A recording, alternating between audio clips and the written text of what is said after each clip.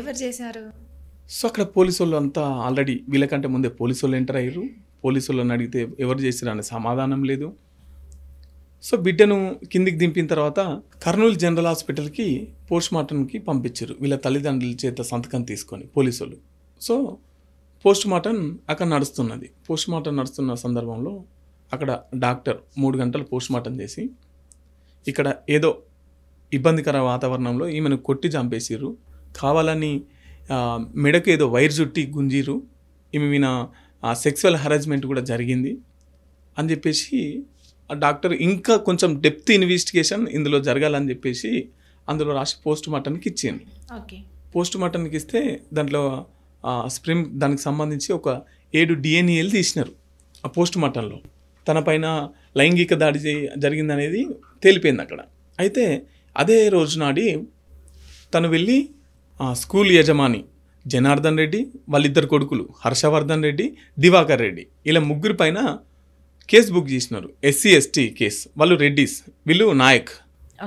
తర్వాత పోక్సో అమ్మాయి, మైనర్ అమ్మాయి మీద రేప్ అటెంప్ట్ జరిగింది కాబట్టి పోక్సో యాక్ట్ కింద కేసు ఎఫ్ఐఆర్ చేసినారు. ఎఫ్ఐఆర్ చేసిన తర్వాత మళ్ళీ రీఇన్వెస్టిగేషన్ అని చెప్పేసి మళ్ళీ ఇదంతా ఒక మెడికల్ కాలేజ్కి ల్యాబ్కి పంపించడం, అక్కడ ఇదంతా ప్రాసెస్ నడుస్తున్నది. తర్వాత ఒక నెల రోజులకు వీళ్ళని అరెస్ట్ చేసినారు. ఎగ్జాక్ట్గా కేసు బుక్ అయిన నెల తర్వాత వీళ్ళ ముగ్గురిని అరెస్ట్ చేసి రిమాండ్ చేసినారు. అంటే ఆడ బాధితురాలు చనిపోయింది, చనిపోయిన తర్వాత కూడా కేసు బుక్ అయింది, అయినా కూడా వాళ్ళని అరెస్ట్ చేస్తలేరు. అప్పుడు టీడీపీ గవర్నమెంట్ ఉన్నది 2017లో. టీడీపీ గవర్నమెంట్ వాళ్ళకు అండా ఉన్నదని చెప్పేసి వాళ్ళ తల్లి మాట్లాడింది. సో ఆ కేసును చూస్తే ఈ అమ్మాయి 5.5 ఫీట్లు ఉంటుంది, ఆ హాస్టల్ 10 ఫీట్లు ఉంటుంది. 10 ఫీట్లకు ఎట్లా అందుకొని ఊరేసుకుంటుంది?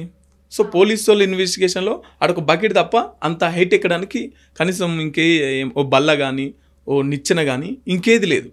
తర్వాత సారీకి వాళ్ళు ఇక్కడ సారీతో ఊరేస్తే మొత్తం ఊరేసిన సిమ్టమ్స్ ఉంటాయి, కానీ ఇక్కడ ఒక వైరుతో గట్టి గుంజినట్టు మాత్రం ఇక్కడ ఒకటి ఉంది, ఒక కాటు. సో ఇదంతా కూడా మళ్ళీ అమ్మాయి పాదాలు నేలకు తాకుతున్నాయి. నేలకు తాకుతుంటే ఎట్లా చచ్చిపోతారు? సో ఖచ్చితంగా ఆ అమ్మాయిని సెక్సువల్ హరాస్మెంట్ చేసి తర్వాత ప్లాన్ ప్రకారం ఉరేసిండ్రు, ఆత్మహత్యగా ప్రకటించారు, చిత్రీకరించారు. సో తర్వాత మళ్ళీ ఈ గవర్నమెంట్ మీద ఒత్తిడి తెచ్చేసి దీని మీద ఒక 5గురితో నివేదిక వేసి 5గురు దీన్ని ఇంకా కొంచెం